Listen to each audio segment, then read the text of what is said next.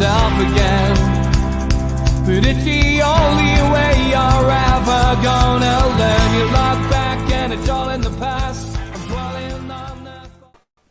Good evening and welcome to NUFC Matters. It's the start of a new week. It is ladies' night and wow, still recovering from a horrendous weekend. I'm joined by Alicia, Kendall, Sav and Samantha to try and make sense of the mess that is Newcastle United. And you might have heard myself and Kendall on the two different TalkSport channels today giving our opinion already. If you've got anything to say, get it in the chat and we will of course tackle what you've got to say as well. But Alicia, let's look back at the game. Don't want to dwell on it too much if I can help it. But yeah, a must-win game. A six-pointer against Brighton, a team just above us. We were humiliated 3-0 on national TV again. Yeah, we didn't seem up for it. We didn't seem bothered. It was like, oh, Fulham got beat. We're safe for another week. That's how it came across to me. I thought the players themselves, without what happens with Steve Bruce and all that, will be able to motivate themselves to go out and get something, and we just collapsed again. I think in the second half, you really noticed the impact Hayden made on the midfield. As soon as he went off injured, the whole second half, yes, we were already 1-0 down, but the gaps in the midfield, like, there's no plan B to what happens to one of our main players. There is just no, well, I don't think there's even a plan A. But yet again, another horrendous week. Yet again, I don't think the players are going to play for this management anymore, and I don't see where we're going to get another win from. No, I mean, Kendall, it was horrific, wasn't it? I mean, it wasn't even that good. There was nothing positive to come out of that game whatsoever. I think the only thing that I can actually recall enjoying was Paul Dummett's slide across the turf and, knocking a Brighton player on his backside. That was the highlight of our game, full stop. There was nothing else positive to come out of it. The only other effort I think I saw we put in was just walking onto the pitch and walking back off it. Like, honestly, there was just nothing to take from that game. It was atrocious. But I feel like, obviously, early on in the beginning of the season, we got beat by them 3-0 as well. And I thought, oh, well, just typical, isn't it? Because at this point in, the season when we desperately needed a win, I just knew it was going to happen again. I've said for months they play better football than us. There's no denying that at all. They look cohesive. They play as a unit, and I think in reality it's probably just unfortunate that they are where they are right now. But we just, as Alicia says, we just don't even have a plan A, never mind a plan B. Hayden goes off. You don't expect another, serious injury in your starting 11. I think I hate to say it, but I think Dubravka was off kilter. In the game, I thought Manquillo was awful. There were several players in that squad that I just was like, that it's just going to be a point. It comes to a point where they just don't have good enough. That's just where we're at right now. But it was really, really, really tough viewing. And we've got some severely hard fixtures coming up now. Like a really, really bad run of fixtures. So it was a time where we could have capitalised and we still didn't. I mean, that's 2 weeks in a row now 2 games in a row where we haven't capitalised on Fulham's loss. So it's really no one but to blame. Well, we can't blame ourselves, obviously, as fans, but the players and, the manager, no one but to blame but themselves, really. Sav, could you take any positives out of that game? No, absolutely not. It was horrendous. I came so close to turning it off. I didn't actually want to watch it anymore.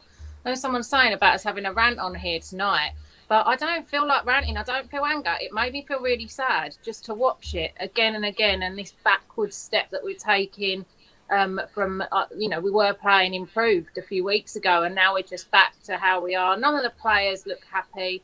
None of them have got any fight in them. And the ones that I think possibly would have a bit of fight in them, he leaves on the bench. So it's not going to get any better in my point of view. I'm glad that the international breaks come up, and it's not because I want to watch the football. It's just because I need a break from it because it's depressing. It's just the same thing week in, week out, and then.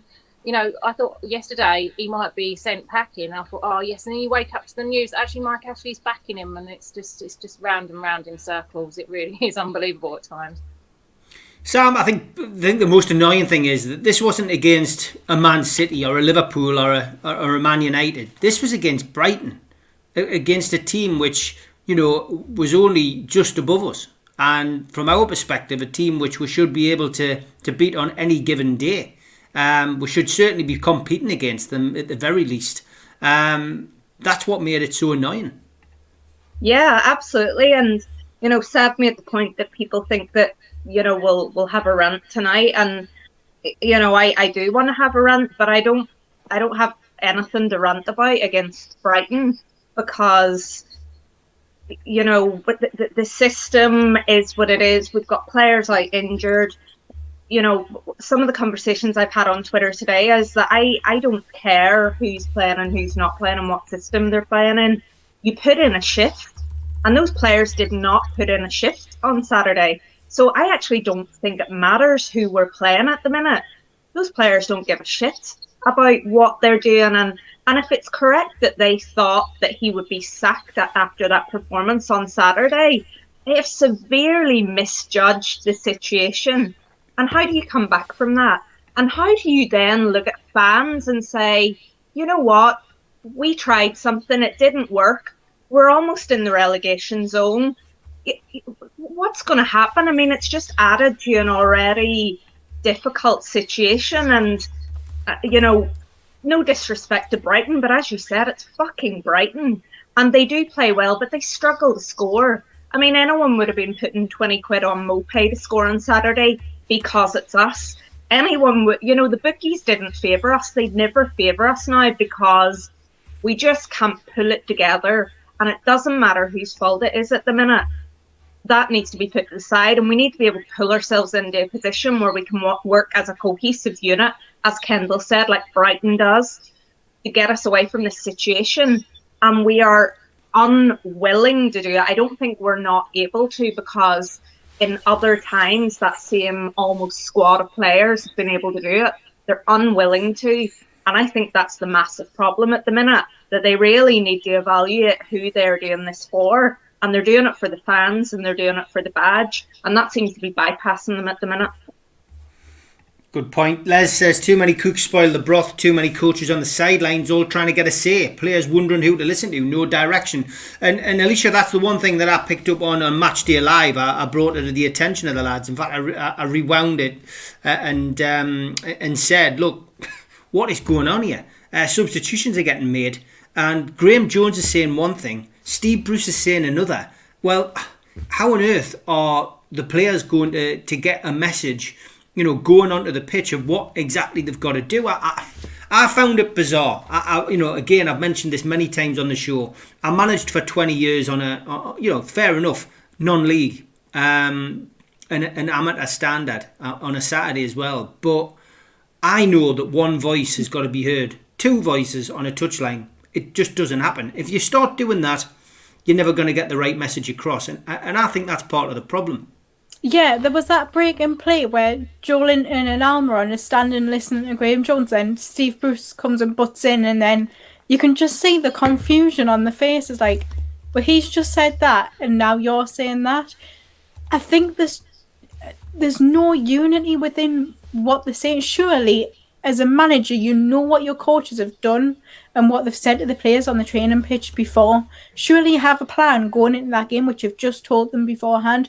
So you know what you need to say during the match, not talking over each other, not kind of undoing what the other ones just said, confusing the players, which has already been a problem in the game where we conceded that goal to Wolves and then Bruce threw his players under the bus.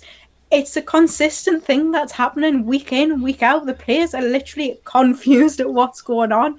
And we can see what needs to happen. We can see what needs changing. So how, collectively, there's about 4 of them, can they not work one thing out? Every week there's something different going on and I'm not surprised they're confused with getting two different things at the same time.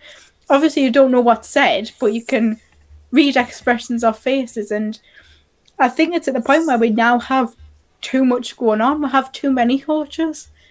I do believe the reason Graham Jones was employed at the club wasn't really to help Bruce. I think it is Bruce's successor if that time comes, but Mike Ashley kind of threw that one out the window as well.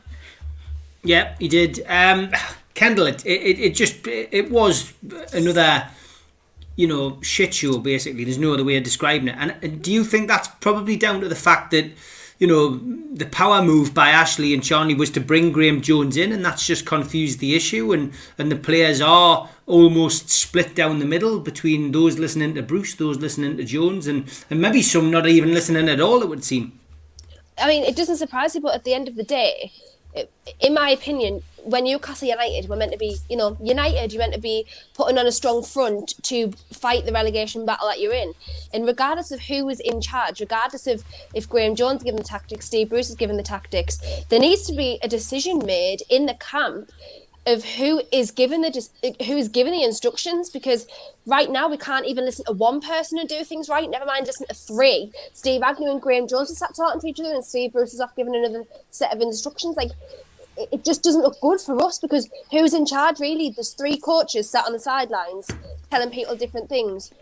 Like, Steve Bruce just looks like a wally, because you've literally got two coaches sat behind you telling everybody else what to do, and you're just stood there like an absolute, you literally look like a granny waiting for a bus, as Stu put it, doesn't know which bus is coming next, asking everyone which bus it is.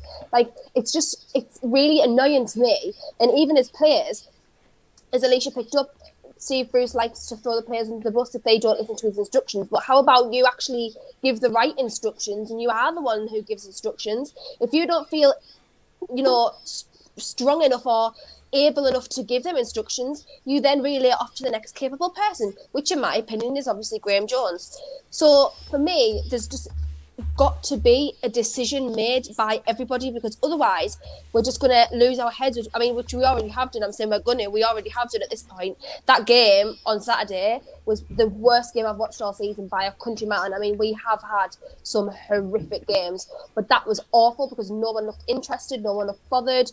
We didn't even barely get in, to be honest, in their half at all. Their keeper made more passes than any of our players. Completed more passes than any of our players, which to me is absolutely unbelievable. We're at this point now.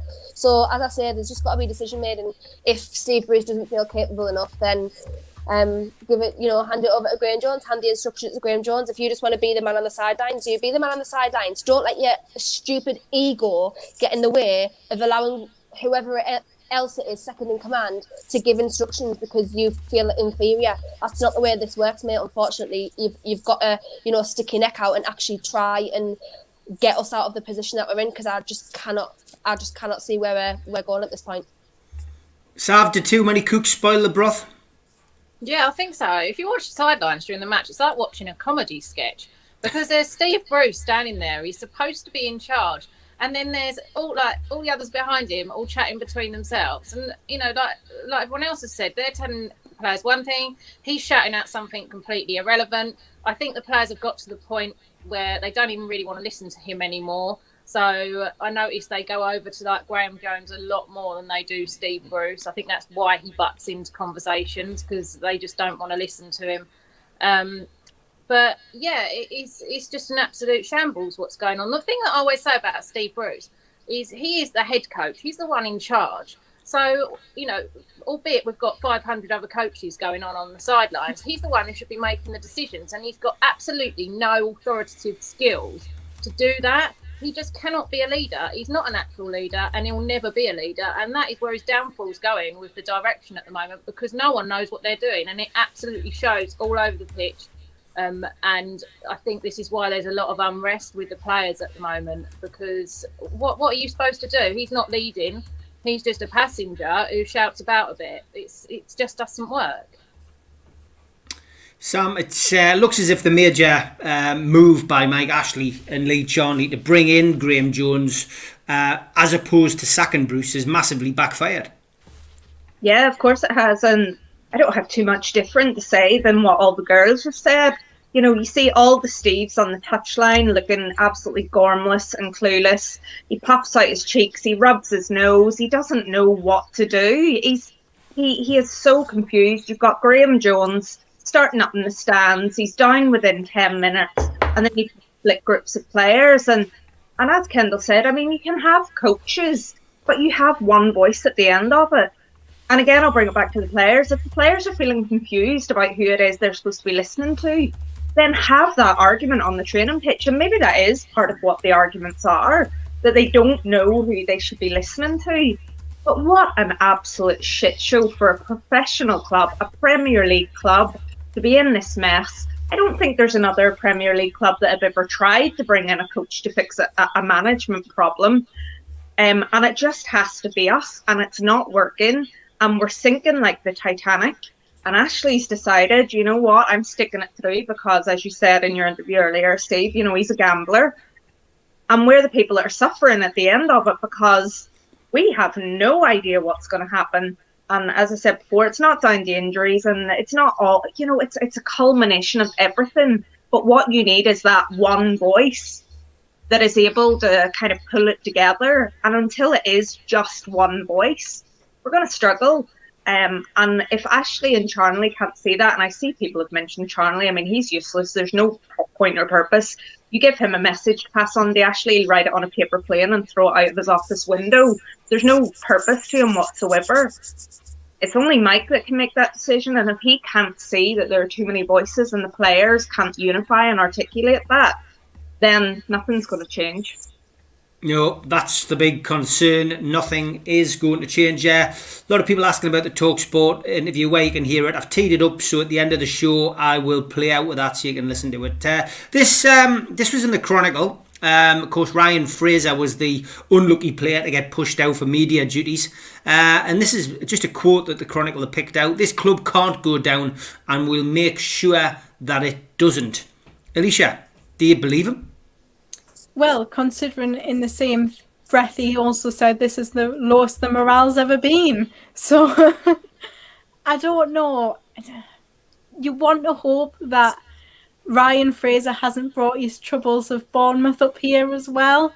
Obviously and famously getting Eddie Howe the sack allegedly. So you want to hope he's not doing that here, because we had that before where players were just, you know, jumping like rats off a ship and chucking each other under the bus. And I really hope he's not going to do that. And I really hope he really sticks with his team and goes by his word and means what he's saying.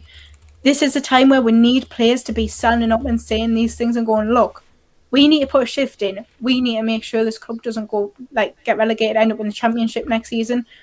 But at the end of the day, you've got to back it up with performances on the pitch. And to be fair, he was the only one that got us close enough to scoring at the weekend, because, you know, even that, no shots on target, not even in this game, but over both games, 180 minutes of football against Brighton, no shots on target. And I don't know, we need to start booking up our ideas here, because he brings on Gale and plays him on the left, and they just need to work harder if they're going to say things like that. Show the performance on the pitch that we're going to be proud of, and something that Newcastle fans could take a positive on and move forward and just start getting points to actually keep us in the league instead of just saying it in the media. Players do tend to say what fans want to hear, Kendall. Is this just another case of that? Well, of course it is, because if he wants to make sure that it doesn't, where's that on the pitch? Where was that on Saturday? Don't just come out with your fake quotes. And I mean, he's hardly the player you want in your blooming corner when he didn't play for Bournemouth for 6 months because he wanted to force a move and didn't want to get injured. So he's hardly the blooming fighter of the cause that you want in your, you know, fighting your battles. I mean, maybe this is the time he wants to make a change, but there's just no point. Like, Lascelles came out, obviously, like, when we got relegated in 2016, and he was the one who said, you know, this isn't good enough. We've been really bad. The club's just in a terrible state. Like, where's that? All I keep hearing is, we'll make sure this club doesn't go down. We're going to do everything we can. It's not like, right, we are doing this. We're not going down. Like, it's just pointless words. Because if you really did care, then that would translate onto the pitch, regardless of who you were or regardless of what, you know, position you were playing or what formation you were meant to be playing. It would translate. And nobody for me on Saturday, even Almiron, who has been the hardest working player this season, even he, to me, didn't even look remotely bothered on Saturday. And I mean, at the end of the day, why would you, under this negativity and under this manager? But you don't play for the manager, you play for the shirt and you play for the fans that support you week in, week out. You're not going to have a head down because your manager's an idiot. Like, you want to play for the shirt, that's the whole point, that's where you are. But for me, yeah, you're right, it's just empty words. There's just really no point in even... I mean, I know you're going to have to come out and say something to appease the fans, but he's hardly the player I would want in my corner, if I'm honest. Sav, it's all words but very little action at the minute. Yeah, that's completely right. Do you know what? He sounds like me about half an hour before the match when I go from negative to really positive and put a £5 bet on us. You know, it's just all hot air and just what you want to think's going to happen. I don't think, like you said, actions speak louder than words, and that doesn't what he said there does not translate onto the pitch, because none of them look like they can be asked to be there half the time. And it's absolutely shambolic. It's like watching a circus, because when is someone going to say, do you know what, none of this is working, and actually change it up? Because clearly the players can't be asked anymore. Steve Bruce just wants his payoff. And like Sam said, we're all the ones left suffering at the end of it. And saying absolute crap like that, I'd rather him be like, not that I'm championing him because he's my favourite, but like when Shah come out and said that we were shit, I'd rather him have said that, because at least it's a little bit of honesty rather than sugarcoating everything to try and make it sound better. Because when you watch that dross that they played on Saturday night, saying something like that doesn't really wash. We've had to sit through 90 minutes of that utter car crash. So don't come out and say, oh, we're going to fight for it. You can't fight your way out of a paper bag at the moment. It's fucking awful. Sorry, I don't swear. Sorry, I didn't mean to. But no, it is awful at the moment. Don't clap, Sam. I didn't mean to do that. Yeah, but it's passionate. It's passion, and there's more passion on this panel than there is in our team. Samantha, it's just hollow, isn't it? When you see something like that, in fact, it probably just infuriates us more. You'd rather not hear anything from the players than hear that kind of crap. Who wants to hear from Ryan Fraser? Like, did they draw straws as to who gets to do the media duties? I have no interest in hearing what Ryan Fraser has to say. Get Lascelles out. Where's Dubravka? Where's Dummett? Where's Shelby, who's supposed to be our standing captain?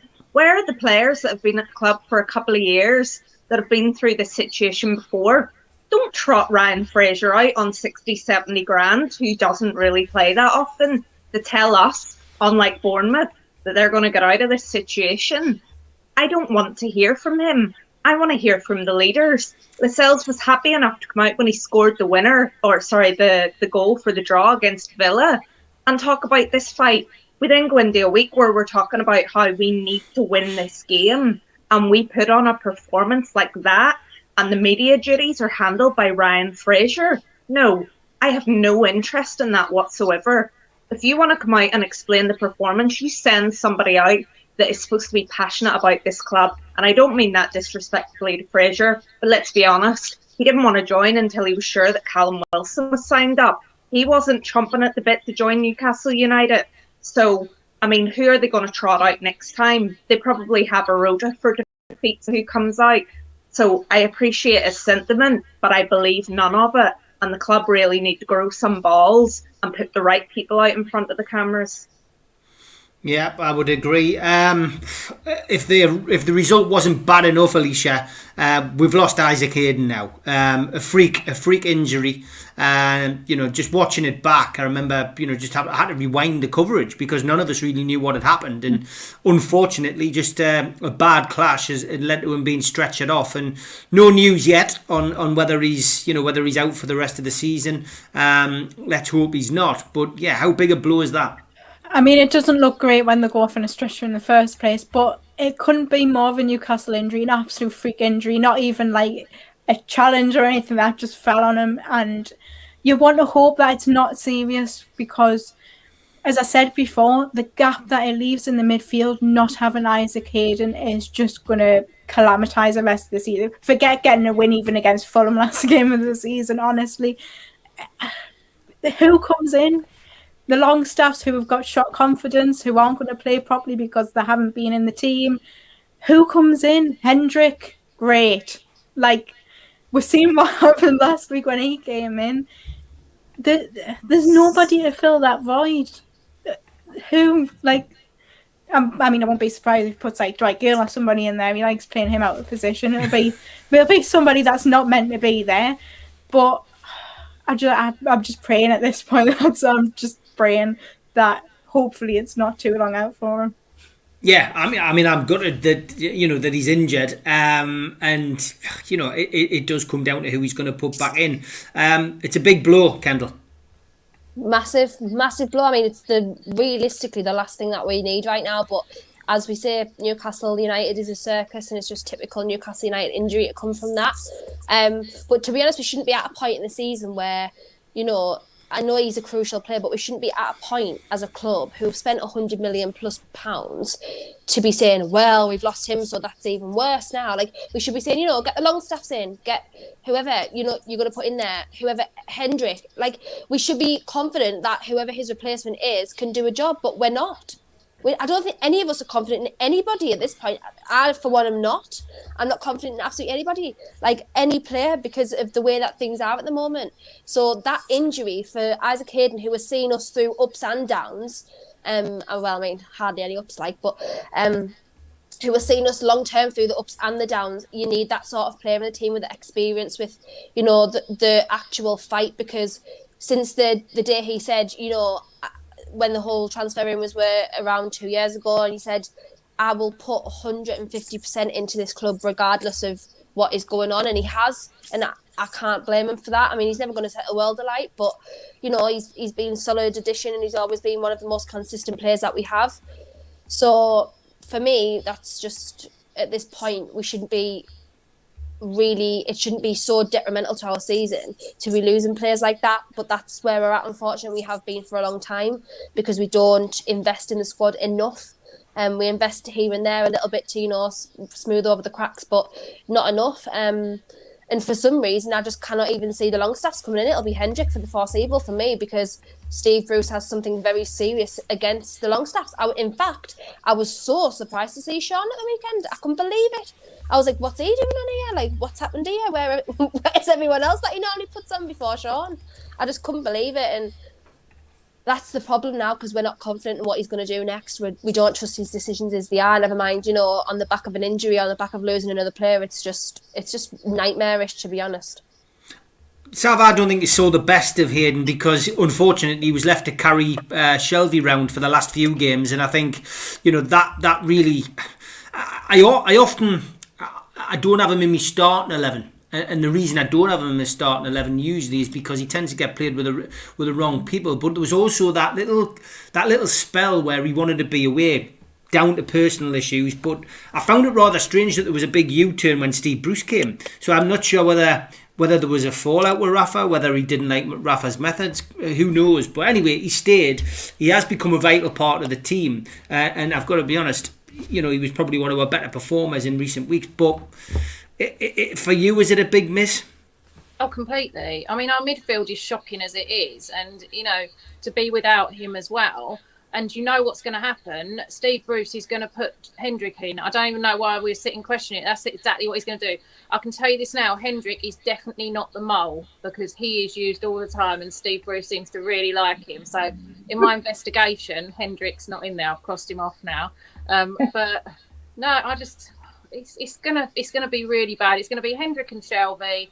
Hendrick running around, not really doing a lot. Shelby giving away the ball and heaving a few balls long. It's just, I can't see how it's going to improve. I was like Kendall. I was shocked to see Sean Longstaff on. Whether or not he just thought, you know what, it's come down to the wire here. I think I'll shove a defensive midfielder on instead of anyone to attack. I don't know. It's just odd. There's so much going on in that club, and every week we sit here and we surmise and we, hang on to rumours. But unfortunately, the only people that really know what's going on are the people involved in it. It's just a shame that not more is shared with the fans. But yeah, I just think it's just going to be predictable from now on. I think Hayden's a massive loss, especially with the players we've already got out. We're at the bare bones as it is, and there's no one really good enough to replace him at the moment. No, there's nobody good enough to replace him. You're right, and it's the Longstaffs, isn't it? It's the Longstaff situation that we have, a problem with. Bruce doesn't get on with the Longstaffs, unfortunately, and I think you're right. He is going to end up playing Hendrick. Sam, big miss, Hendrick. Hayden, sorry. Yeah, I love Hayden, and I think he's been a really good player, or a great player for us, but he's not been playing him in the right position, on the left of the two in midfield. I don't understand why. everyone knows my thoughts on Shelby. There's no point in going over the same ground. But Hendrick has been wasted, Hayden has been wasted in that position. Hayden breaking forward is only for legs, not for anything else. And I just don't understand why he's been played there. I don't think it's given him the best opportunity to influence games. So in that respect, aside from the impact that he has in terms of his personality and his work rate, I don't think he's going to be that big a miss because he's been played out of position. He's so much better sitting in front of the back four who seem to need it. In terms of the Longstaffs, I mean, he threw Matty into the under-23s against Sunderland, and I can only assume it's because it was against Sunderland, and he didn't want to get beat. He didn't play him in the last match. He's not got him on the bench. I don't understand what's happening. Do not even have him in the squad.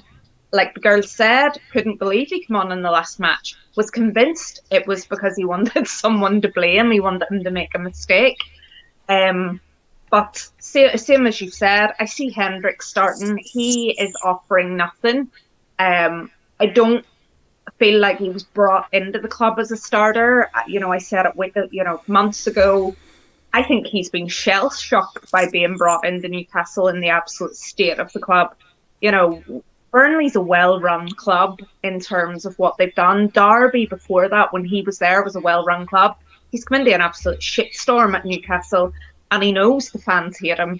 And, whatever he's picking up per week, he's struggling. I don't think he should be in the team. I think a lot of people have said it on Twitter. I would have so many of those players out for our remaining games. I would have the Longstaffs in. I would have Anderson in.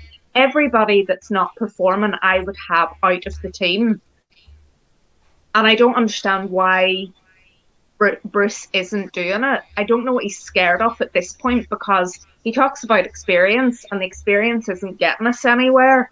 So why not throw some young energy on? Because I don't feel like at this point it can get any worse.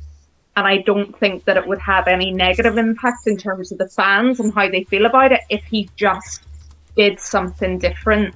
But we know he won't. And it's just like on match day when people put out all their "I would like to see this formation," when we know it's never going to be that formation. Yeah, big shout out. Impetus, but no, I don't think he'll change anything, and Hayden's energy will be missed. Yeah, I agree. It's dismal. It really is. Big shout out to Spider VPN, who sponsored us last month and this month for the StreamYard application. Also a big shout out to Geordie Riffs, who joined us this month. Premium guitar lessons for beginners and children, guitar repairs and service and recording studio. Visit their website, geordieriffs.co.uk, or at Geordie Riffs Official on Facebook. But they do want followers on Instagram, so give them a follow on there if you're on that social media application, at Geordie Riffs. Also a big shout out to our friends at qtechshop.co.uk. They make us a pool tables and snooker tables in Wallsend in Newcastle, and to Jab Signature, who make our flyers. Their new range is coming out very, very soon, and if you're a first time visitor to the channel, please subscribe, hit the Newcastle Legends logo in the bottom right hand corner, hit the little thumb up, like the video, and please give it a share as well. And if you miss any of the shows, get on your podcast providers such as iTunes and Spotify. All the shows are free to download on there. Lots of new content coming this week. If you're not wanting to have the football, tune into some of the other stuff we've got coming up. We're back on with the Charlie Salvador interviews. The last few go up this week. 3 more go up this week. I know there's a lot of you have enjoyed those. And the unlicensed fight nights, finally getting to put them back up. There's been a lot of people asking if we'd put them on. I did 7 years as an unlicensed boxing promoter in the North East. Some cracking fights. Definitely worth watching. Frankie Foster versus Stuart Rimmer. It's one of my favourite fights. Probably the best unlicensed fight I ever put on that. It's if you're into your boxing, well worth a watch. So get on that. And I did interview a good friend of mine, Tony Sales, about his new book, which will be going up later this week, The Big Con. Tony stole £30 million and he got away with it.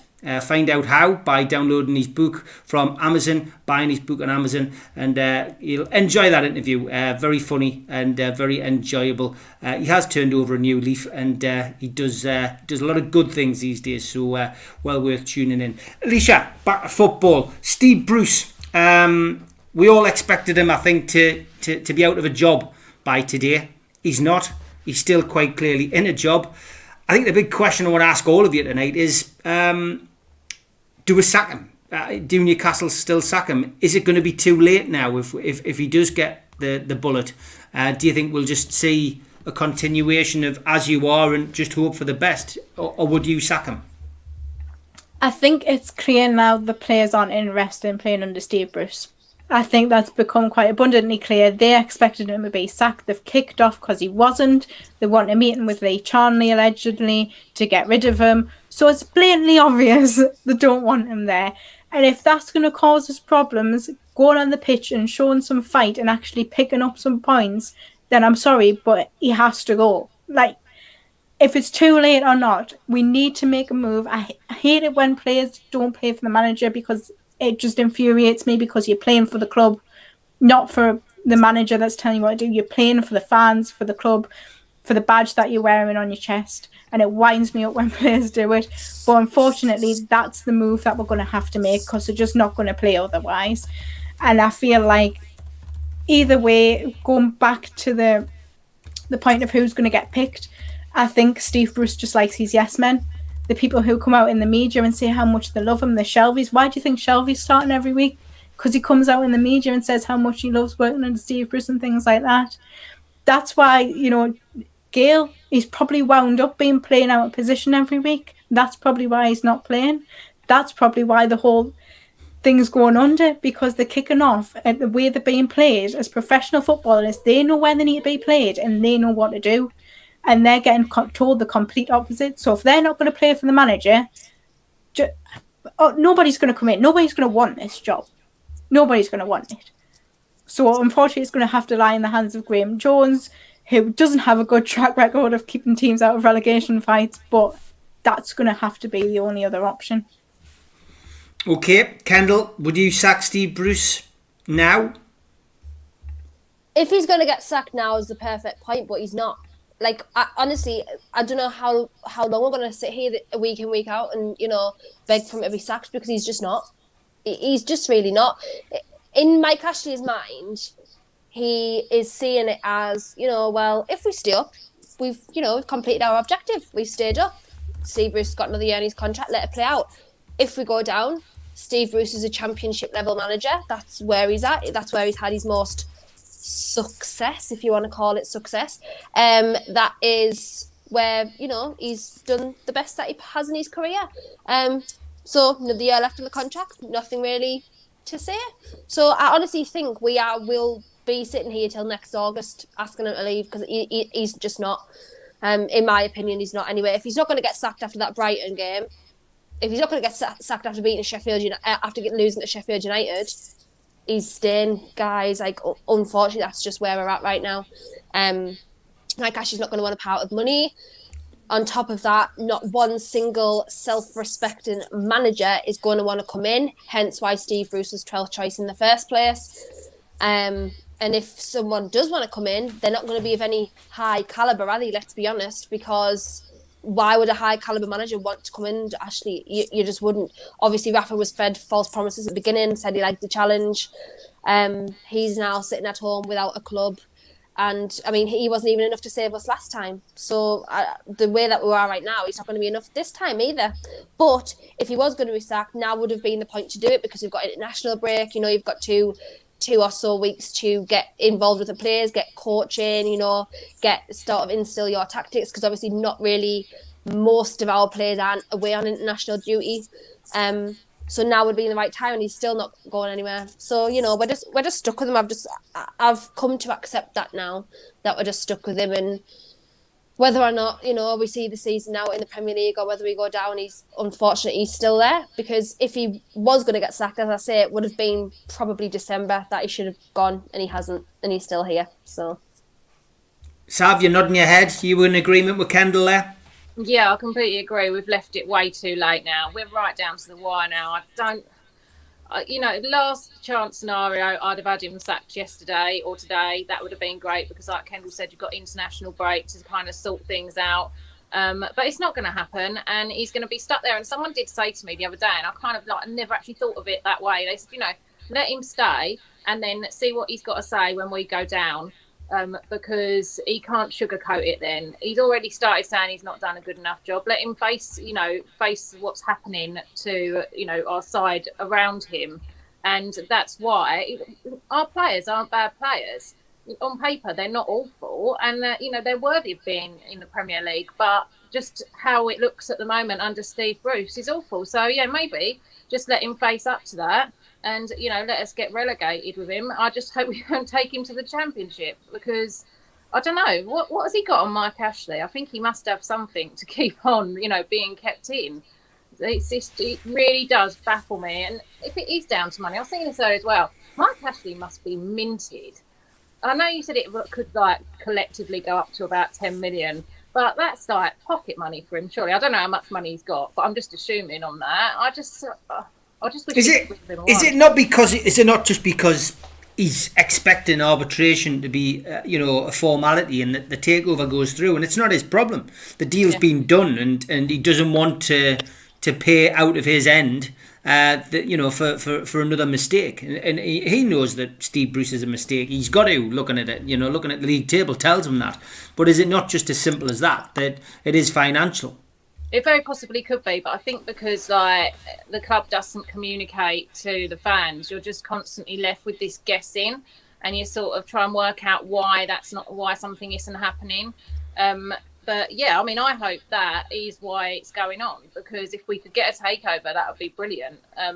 But I'm just hoping it's not because he just doesn't want to put any money into the club, or he's just really great mates with Steve Bruce or something, because that puts the club in a bad way. Yeah, I can imagine it's a full house, Samantha. Everybody wants Steve Bruce out. Is it going to make any difference now if we sack him in this international break? Well, this is my chance to have my rant, because for me, I would sack Steve Bruce at any opportunity in the next 9 games. For me, it doesn't matter when he gets sacked. And it doesn't matter that we don't have another manager coming in, because nobody has any faith that he can win any games. So why not just let Ben Dawson take over, or Steve Harper, or the tea lady? It doesn't matter who takes over, because nobody has any faith that Steve Bruce is going to win any other games. My point and my frustration is exactly what you said about Mike Ashley. Mike Ashley is not a good businessman in the sense that he cares. Mike Ashley preys on businesses that are in difficulties to fill his portfolio. You see what he did to Fraser's, you see what he did to Debenhams, or what he tried to do to Debenhams. You see the fact that he's been in Parliament because of his business. He gives 0-hour contracts. He doesn't care about anybody. So the fact that he came out when this was the only deal in town to say it's exactly what he thinks that the fans need, he's doing it for the club, for the area, for the fans. This is the deal that he's holding out for. And while he's doing that, because he didn't want to sell the club for face value. He didn't want to write off his debt. He didn't want to do what the Sunderland owner ended up doing, which was, I just want to get rid of this. And we're not exactly in that position now. But Mike Ashley is out for him. So he might be waiting on that. But while he's waiting on that, he is, at the minute, neglecting the club to the point where it's probably going to go into the Championship. And that's a man that's doing something for the fans, for the people, for the area. And that's what's really frustrating me at the minute. So this £4 million that he thinks should be someone else's problem absolutely disgusts me, because it's not. Everything that's happening because he won't part with £4 million is exactly the reason that we can't stand him and that he shouldn't own a football club. He had his problems with the Rangers. It's well documented what he's done in all his other businesses, and it's always someone else that pays the price for Mike Ashley's decisions. So for me, as I said, I don't care when Steve Bruce gets sacked, but I don't think he should be in charge come the end of the season. And the reason is that I don't think it matters whether anyone else has the correct, record to come in and make a difference. I think the club would benefit from Steve Bruce not being there, because the players ultimately aren't playing for him. No, that is evident, isn't it? And there was talk of the players' committee, Alicia, about just after the kick-off, seemed to be mixed messages. Some of the players thought Bruce had been sacked, and then they found out that he hadn't. There was talk of players' committees going to see him and trying to sort it out. But in a nutshell, should Steve Bruce not be looking at this and going, well, if I'm a Newcastle fan, and as Alan Thompson says, I take full responsibility for this, should he not just be, putting in his resignation? I think he's sitting waiting for his compensation, isn't he? I think he would love a couple of more £1 million in his back pocket. At the end of the day, it makes it even worse for him, because every game that goes on, it makes him look worse as a manager. So he's not going to get another job the longer this goes on. If anybody else takes him up, they need checking, because that's not a normal footballing decision to make. 12th on our list. I don't know. The fact, I keep going back to it, the fact that the players think he should be sacked has got to be sending some sort of message to Mike Ashley. Just forget about trying to be tight with your money and make the right decision. But we say this again and again and again about Mike Ashley. At the end of the day, he doesn't care. He wants his £400 million and he wants to be going back on holiday wherever he is at the minute, because I think he's in the Middle East already. He wants to be back on his yacht with his £400 million. He couldn't care less when Newcastle end up. He couldn't care less. I mean, Steve Bruce resigning would solve all our problems, Kendall. Yeah. Can you see him doing it, Kendall? No, we know he's not an integral man whatsoever. He's got no integrity about him at all, no self-respect at all, because he's managed literally 6 rival clubs at this point. He's managed Sheffield United on Wednesday, Newcastle United and Sunderland, Aston Villa and Birmingham. He's got no integrity about him at all. He doesn't respect anybody. I'm saying he has no self-respect. Actually, he has too much, because he doesn't respect anybody else but himself. He will not walk away from this club. He's a liar. The fact that he sits there and tells everyone he's a Geordie. Right, you're a Geordie because of, locality. You're a Geordie geographically. You're nothing else. You are not a Geordie. You're not a Newcastle fan. Don't care who you are. You're not a magpie. I am literally so tired of him even using that narrative, because he knew saying things like that would try and be like, get Newcastle fans to be like, oh, maybe he is one of us, when we all really knew that he wasn't like that.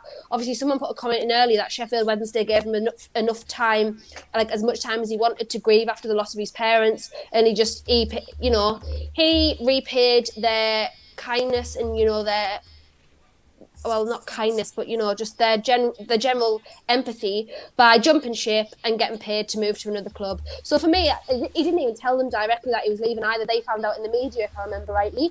So that just tells you everything about the man. He's just got no thought or care with anybody else but himself, and that is exactly why he's waiting for the payout, and that is what he will be doing. He's sitting there saying, I won't walk away. I've always said I will not walk away. And it's not because he won't walk away because he doesn't want to give up a challenge. It's because he just doesn't want to walk away without the £4 million that he's been told that he'll get when he does, if he gets sacked. So it's just a battle of, who is the more stubborn at this point, and we know what Mike Ashley's like.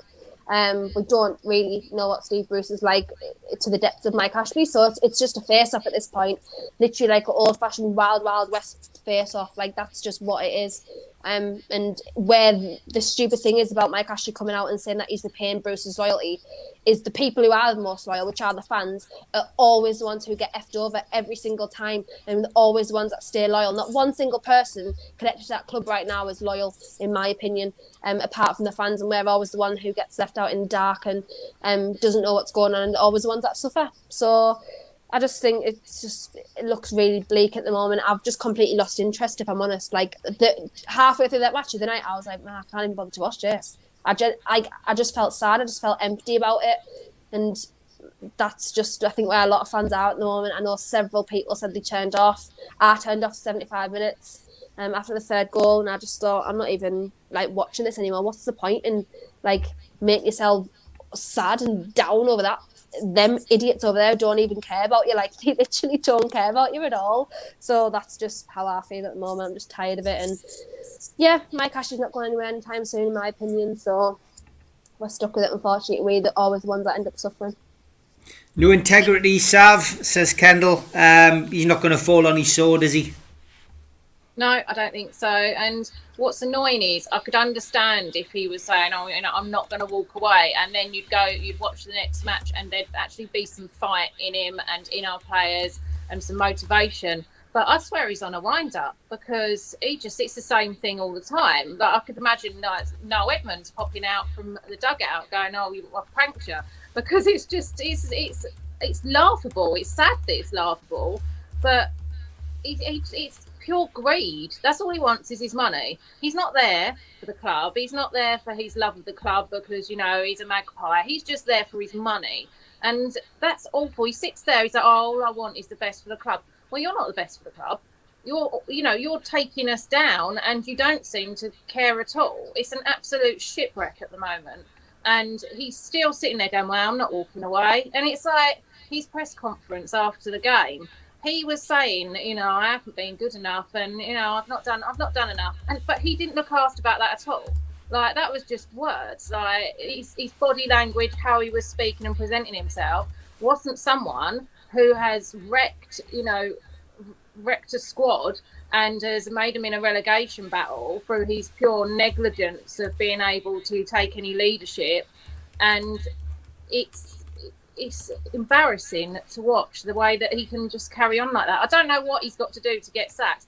I often wonder if if that's his tactic, he's just trying to see how bad he can get before he gets sacked. It's like some sort of experiment, because I just can't see what else he's trying to do there. There's no fight in him. There's no compassion. And I do think he'll honestly be gone before the fans come back, though, if he hasn't got the sack, because I don't think he's going to want to face that. And I think he knows what's coming. And while the fans have been out, it's been easy for him just to sit there and wait for his payout. I think that will become a lot more difficult when the fans actually do go back. Yeah, okay. Sam, what's your take on that? Do you think Bruce would have the morals to resign? No. And I think that we're in between two sound bites between two arrogant assholes that just will not back down. And they do not care about the club. Kendall covered absolutely everything that I would want to say about Steve Bruce. He doesn't give a shit about the club. He's an arrogant fool. Mike Ashley is an arrogant, uncaring businessman.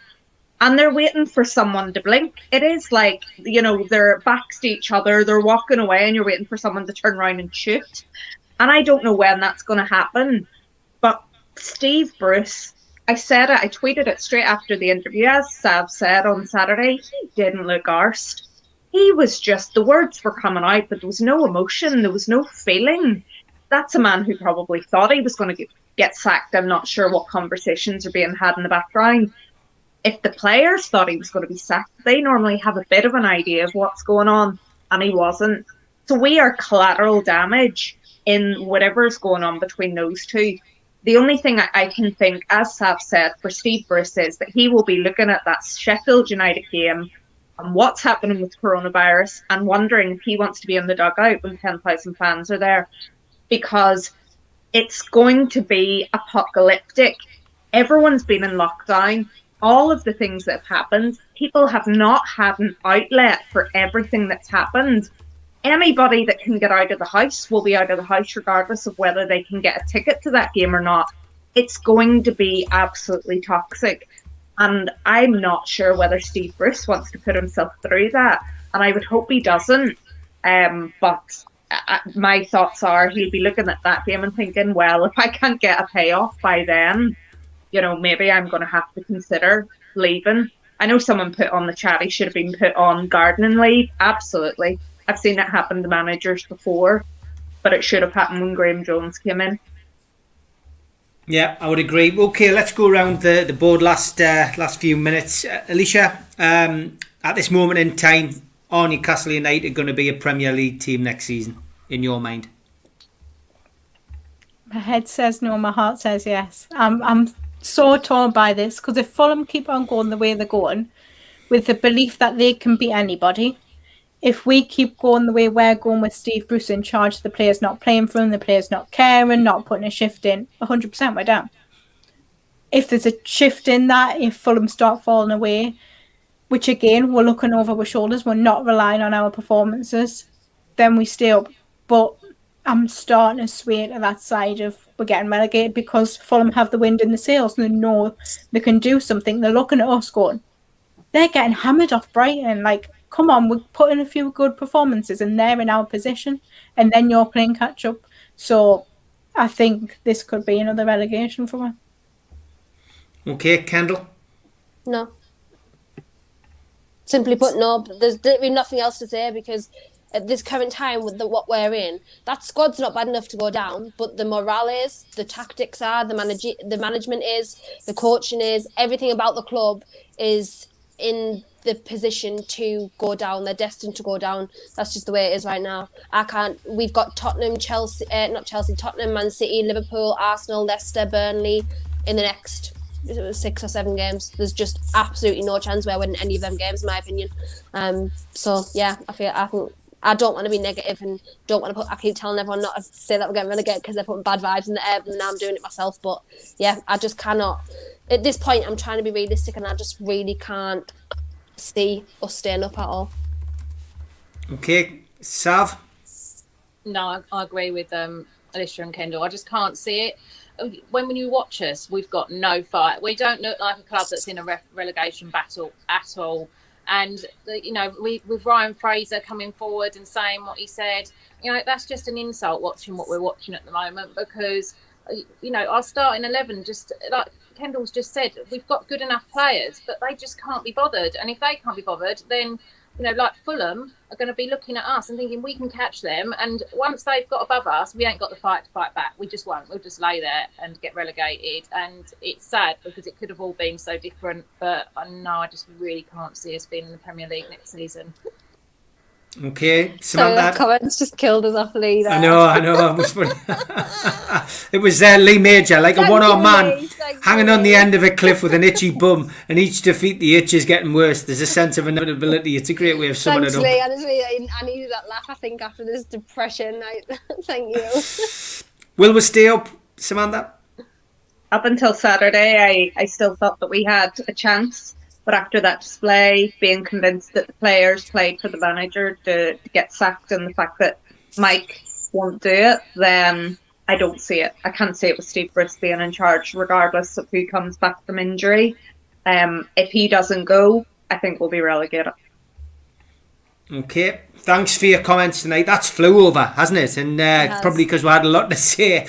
As promised, I will play my TalkSport interview now, so you can catch up with it. Well done to Kendall today, and you can subscribe to her channel, and Alicia. And Sav, is yours up and running yet? I keep asking you this question.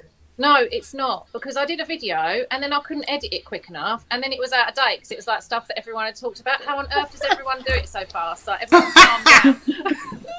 You'll get the hang of it. It's hard.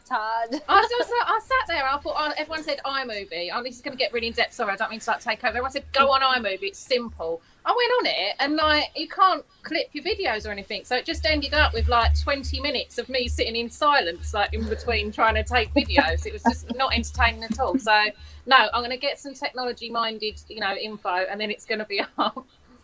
Okay, well, good luck with that. Hopefully it'll be sorted in the next few weeks, and we can give you a little bit of a plug. But for now, girls, thanks very much. Take care, and here is my TalkSport interview.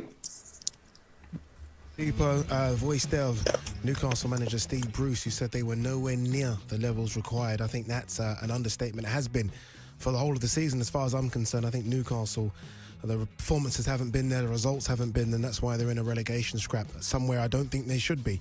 Let's welcome in Steve Wraith, MD of Newcastle Legends. Steve Bruce said before the game that this was the biggest game of the season. So you almost expect the players to go out there with a bit of fire in the belly. Losing 3-0 to a Brighton team who don't score goals, Steve. I mean, the last time they scored 3 was against you back in September. Just how damaging is that of a performance and a result for Newcastle? Well, Addy, it's clearly not damaging enough for the owner, Mike Ashley, who has failed once again to hit the eject button and jettison Steve Bruce out of St James's Park forever. A place where really Steve Bruce should never have been in the first place. His managerial CV was very, very poor. But unfortunately, at a time when Rafa Benitez had left the club after being, unwanted by the owner. We found it very difficult to bring in a replacement. And Steve Bruce, by all accounts, contacted the club and offered his services after 11 people had rejected the job. So it's no great surprise to see us in this mess.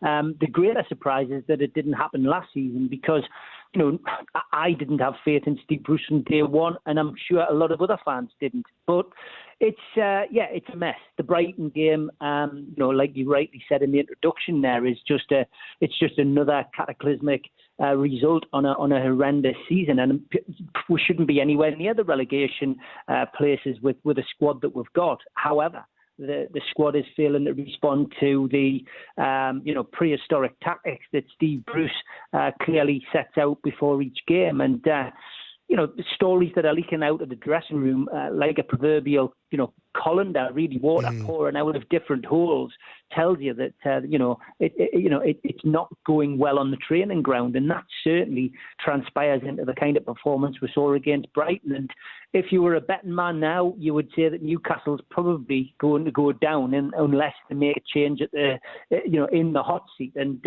I think the thing that really stuck out for me watching that game, and we do a podcast, NUFC Matters on YouTube, we do a Match Day Live, and I sit with other like-minded supporters. There was 8 of us on the broadcast at the weekend, and I think the thing that really stuck out to me and I highlighted was that when the substitutions were being made, Steve Bruce was trying to have a say, but Graham Jones was talking over the top of him. Oh. And we seem to have an issue on the touchline where I think it's quite clear that Mike Ashley did make his move, and he made it a few weeks ago. He brought Graham Jones in to do the job that Steve Bruce clearly can't. And I think that is what is causing the big issue. I think the players would respond to Graham Jones because although his CV, again, isn't great, he certainly seems to have a bit more common sense and know-how as to what to do rather than the person who was in the manager's hot seat. So I think there's mixed messages. I think there's a split dressing room. And I think ultimately, all of this comes down to an owner giving somebody the job who clearly wasn't up to it, and a guy who is literally sitting there now waiting to be sacked so he can get a big payday. Yeah, that's what it seems like. Rather than walk away, it's almost like I'm not going to walk away. If you are going to sack me and give me, a couple of million in the bank to sack me for. There was that upturn in results. You mentioned Graham Jones coming in. The result against Southampton and beating Everton side that were kind of flying at the time as well. It has dipped considerably since then. You had injuries, though, this season as well. I think it's fair to say, I think Alan St-Maximin, clearly the star player of the side, he's been out with COVID. He's come back and he's gone again now. Callum Wilson looks like he will be coming back as well soon. Can we not look at the injuries and say, okay, look, we've had injuries. A lot of players have been out because of COVID. If Steve Bruce had those players throughout the season, would it be better? Look at the stats. What did Callum Wilson, ASM and Almiron do prior to being injured? We don't. You mention it again in your build-up. We don't score goals. Yeah. And with the exception of Callum Wilson, who, you break his goals down, there's a few penalties in there. He's hit 10 and he deserves to be given a big pat on the back because he has been a saviour of sorts. But the rest of them collectively just don't score enough goals. At all. And again, And again, that comes down to tactics. I mean, the big elephant in the room is Joe Linton, of course. £40 million for somebody who is wearing the Beloved number 9 shirt, who not only doesn't score goals, why we bought him and put him in the number 9 shirt if he doesn't score goals, I'm still scratching my head on that. But why on earth can't the kid actually play football at a decent level? The highlight of his career at Newcastle is scoring against the likes of Morecambe. And no disrespect to any Morecambe fans listening, but Newcastle are a Premier League team. Joe Linton should be scoring goals against Morecambe. And this is it. And even then he struggled against lower league opposition to get goals. I mean, it's mind-boggling. It's typical Newcastle. It's we've discussed this a lot on the show. We do a show every night of the week. We look at it and think, well, essentially, we really did surpass ourselves in the 90s under Keegan. We're not unrealistic. We know our place. We know we're no better than anybody else. We know we're a potentially big club with the right investment. However, we aren't getting carried away with that Keegan era, as Paul Merson seemed to suggest at the weekend. That we still think we've got Peter Beardsley, David Ginola, Les Ferdinand, and Alan Shearer. And we live off those days. We don't. You know, if anything, we live off the 1950s Cup finals when we won the FA Cup 51, 52, 55, or when we won the Fairs Cup in 69. We last won the league in 1927. So, you know, none of us, there's not many people alive to remember that. We are realistic. We know we're usually fighting at the bottom of the league, or we're mid-table, or chasing promotion in what used to be the old second division. However, you know, some pundits, some of the media think we're unrealistic. We're not. We know our place. All we do want, really, is a club that we can support, that goes into the start of the season, that is on a level playing field with everybody else and has a bit of a chance. And lack of investment over the last 13 years under Mike Ashley's ownership has led to these relegation situations. Steve? And unfortunately, we're sleepwalking into another one. Yeah, no, 100%. Steve, 9 games to go. 9 games to go, I believe it is, until the end of the season. Right now, you're on a skid where I think you should be in the relegation zone. Forget a relegation scrap. But Fulham, for some reason, just can't put a couple of wins back-to-back together to kind of get you guys in there. Spurs next, then Burnley, then West Ham. You've got to start picking up points. Where do you see the next 3 points coming from those runner games? Without sacking Steve Bruce, I can't see us getting the points. Do you think that's going to happen though, Steve, between now and the end of the season? With 9 games to go, do you think Mike's going to actually sack him? I was confident that he would do it at the weekend. For some reason, I just felt that he was going to do it. He does it late. Whenever he does it late. Yeah, the history shows that. But perhaps he's not. Perhaps his mindset here is that I brought Graham Jones in to try and freshen things up. Yeah. Hopefully that's going to work. Hopefully Fulham aren't going to be able to get these wins. It's a gamble. He's one of life's gamblers. I think he looks at it now, Addy. I think he looks at it now and he thinks, I've actually sold this club. I need to get through arbitration. Once arbitration's done, this deal with the Saudis is going to go through, and getting rid of Steve Bruce financially is the new owner's problem. That's what Mike Ashley is looking at this and saying. And that's it, really. He doesn't think that he's going to have to put that money out because the deal's done. The deal is done. That takeover could go through tomorrow if the Premier League gave the green light. Yeah. And I think it's simply down to money. I think Mike Ashley won't get rid of Steve Bruce because he doesn't want to pay him the money to get rid of him because, you know, ultimately it has to come out of his pocket. If not Steve Bruce until the end of the season, or let's just talk long term. Let's just say Steve Bruce does stay until the end of the season. I think he probably will, if I'm honest with you, Steve. I know that's disappointing to hear, but I think he will. Yeah. Who comes in? There has been talks about the likes of Eddie Howe. There's even been talks about Steven Gerrard, the job he's doing at Rangers. Who comes into Newcastle? Who would you want in? Fans essentially have all been discussing this online. It's actually caused, you know, arguments on social media, which has been toxic at times. People were even arguing over how good Graham Souness was at Newcastle. I mean, he was appalling, you know. And the guy really sits on television and talks about us, you know, in a very condescending way. And for me personally, I didn't like Souness's reign at Newcastle at all. However, who comes in?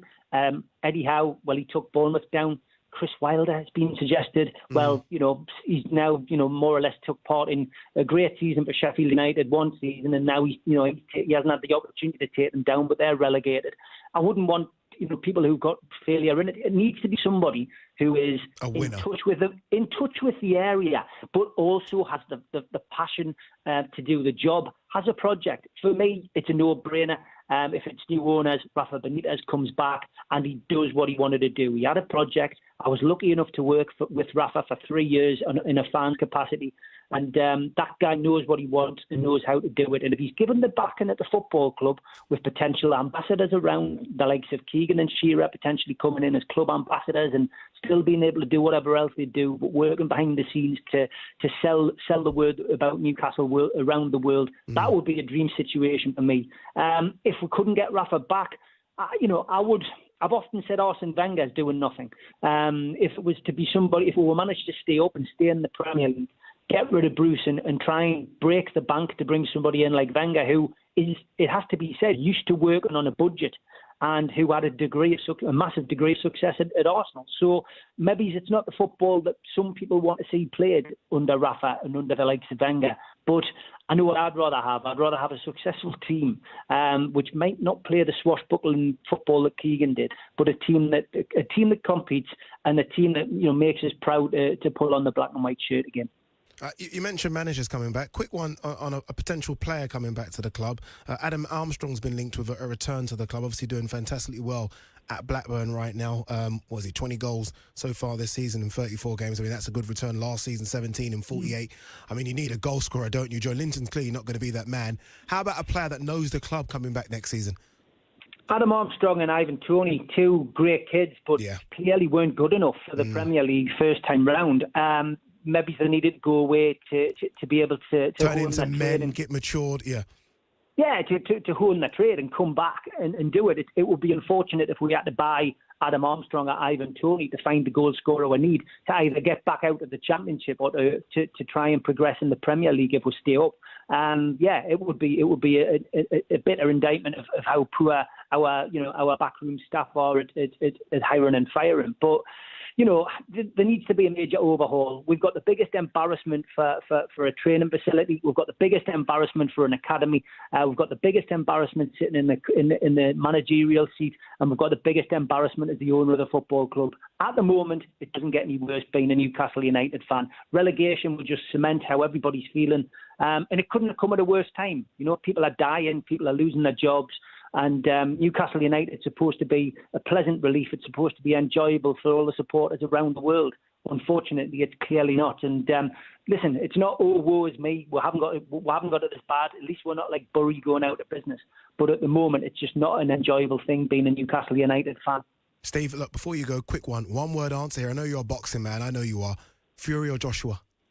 But Fury all day, mate. Fury all day. Fury. I wish I could speak to you for 20 minutes and convince you to change your mind, but we haven't got time. I might get you on as a boxing guest instead. I think you'll enjoy talking boxing more than you enjoy talking Newcastle right now. I certainly would, and I'm looking forward to getting back to promoting shows with Phil Jeffries in the North East. Thanks for your time, Addy. Steve, very quickly, what's it like promoting shows right now with code like this? Very quickly. I mean, how difficult is it? We can't do the small hall shows. My biggest concern is that the small hall has been forgotten, and it should never be forgotten because without the small hall shows... No government money either.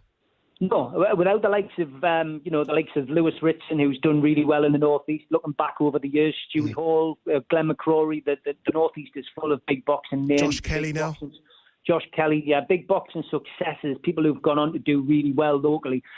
They all came from the shows that were put on by the likes of Phil Jeffries, myself, Tommy Conroy, over the years, and we need some support. It would be nice to see maybe Frank Warren and Eddie Hearn, maybe turning as COVID restrictions lift to the North East again and to other localities and saying, look, we'll help you. We'll maybe come up here and stage a show for you. We'll put some money your way. Eddie Hearn's done it in the past. He's done little things like the next gen shows, etc. Which have always been good. Those next gen ones, yeah. We need some next generation help. We need some after COVID help. And I know Eddie's the kind of person who might turn around and do that. But without the small hall shows, the big hall shows don't happen because there's nobody coming through. So I'm sure that will be on the agenda.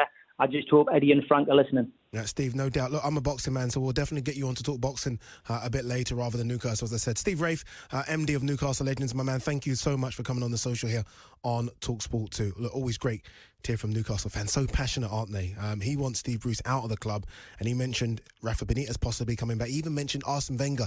Said he's not doing anything right now. He can come in with 9 games to go to save at Newcastle. We'll see. All right, up next we continue with the social.